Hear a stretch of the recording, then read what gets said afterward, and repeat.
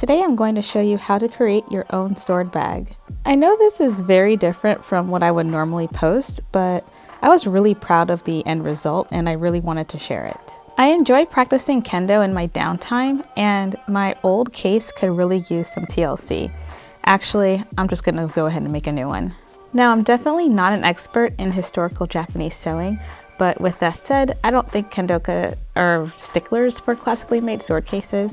So what I did was reverse engineer some of my classmates' sword bags and then came up with a nice design. Since the case I'm making is for Shinai, which are typically longer than wooden bokken, the case can pretty much fit any sword size. Best of all, no complicated pattern is necessary. The primary traditional characteristics I stuck to were the side openings for the sword and the upper pocket for the tsuba and tsubadome or any other smaller components. The tsuba is the guard piece between the hilt and blade that protects your hand and keeps the sword balanced. The tsubadome prevents the tsuba from sliding off of the hilt. The materials you'll need are 1 yard of cotton fabric, 1 yard of cotton muslin, 1/3 of a yard of faux leather, 1 yard and 1.5 inches of webbing strap, 1.5 yards of flat bias tape, and thread or cotton to match. You'll also need a sewing machine or some hand sewing needles if you prefer to sew by hand, an iron, and a ruler or tape measure. Step 1. Measure out your fabric. For the case, you're going to need to measure out and cut out a square cloth of the primary fabric and the lining that measures 33 by 155 centimeters or 13 by 61 inches. For the leather reinforcement, measure out a piece that is 33 by 13 centimeters or 13 by 5 inches. For the best results, be sure to iron out your fabric so that's nice and flat. Be sure to also measure and cut out a piece of bias tape that is 4 by 106 centimeters or 1.5 by 42 inches. For the shoulder strap, measure out and cut out a piece of webbing that measures 4 by 90 centimeters or 1.5 by 36 centimeters.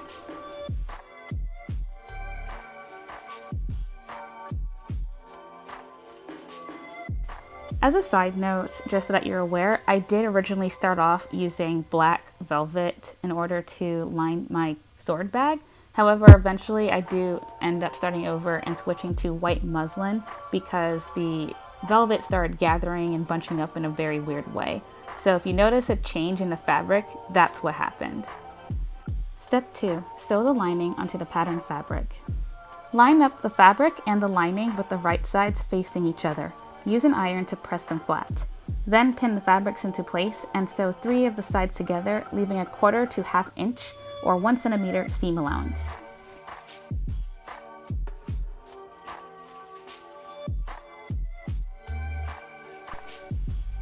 Pull the bag inside out and press the bag flat, ensuring the sides and corners are completely flat. You can use a blunt stick, pen, or crochet hook to push the corners of the bag outward. Create a 1/2 inch or 1 centimeter hem with the unsewn portion of the bag. Press the bag flat again. Then sew the hem together. Step 3. Sew the leather onto the front of the sword bag. Line up the leather square along the bottom of the main fabric. Fold a 1/4 inch to 1 centimeter of the leather onto the fabric to create a clean hem. Use clothespins to pin the leather and fabric together. Using regular pins will put permanent holes into your faux leather. Top stitch across the top of the leather. I use contrasting colored thread so that the stitching can pop. Step 4. Sew on the webbing for the strap. Fold the bag in half with the wrong sides or the muslin sides facing together. Then pin the webbing in the center of the bag, 14 inches or 35 centimeters from the top of the bag.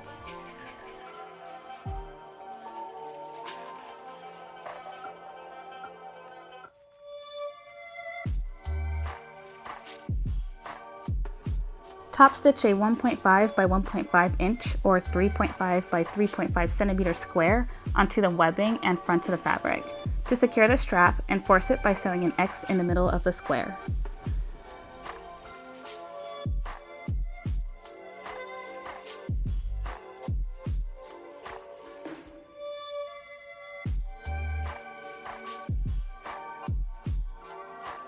Sew the end of the webbing 11 inches or 28 centimeters from the bottom of the bag. Top stitch a 1.5 by 1.5 inch or 3.5 by 3.5 centimeter square into the webbing and front of the fabric. You may have to adjust the placement of the strap for your own comfort levels.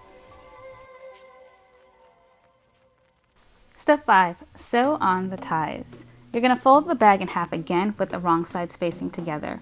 Then fold the bias tape in half and sew the seams together to create your tie. In this case, I made my own bias tape, so that's why it matches the bag. Pin the middle of the tie in the center of the bag 6 inches from the top of the bag.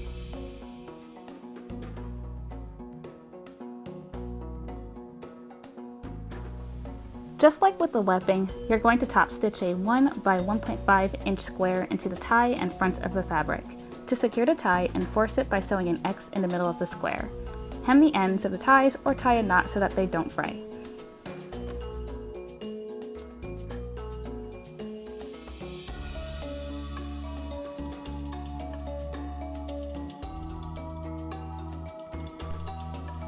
Step 6. Fold and sew the sword back together. Take the fabric and fold it with the right sides facing. Align the fabric so that the corners match. Then iron the fabric so that it's smooth. Then pin the top, bottoms, and sides. Using a 1/4 to 1/2 inch or 1 to 1.5 centimeter seam allowance, sew across the top of the bag, then sew only 6 inches down, being sure not to pass the ties.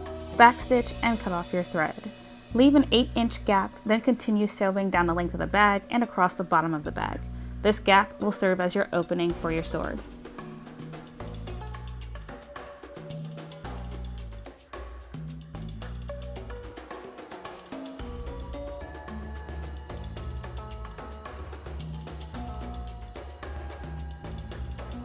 And finally, step 7, the finishing. Trim off any excess threads and pull the bag inside out. If you find that your hands or arms are too large to fit the bag opening, you can pull the case inside out by pulling the strap through the opening of the bag.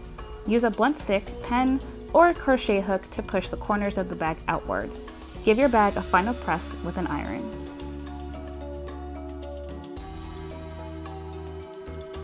And you're finally finished. What do you guys think? I hope you enjoyed this DIY tutorial for your own sword bag. If you liked this video, please rate, comment, or subscribe, and subscribe. And if you would like an in-depth tutorial on how to make this sword bag, please check out homestylealchemy.com. The link below is in the description box. Thank you so much, and thanks for watching!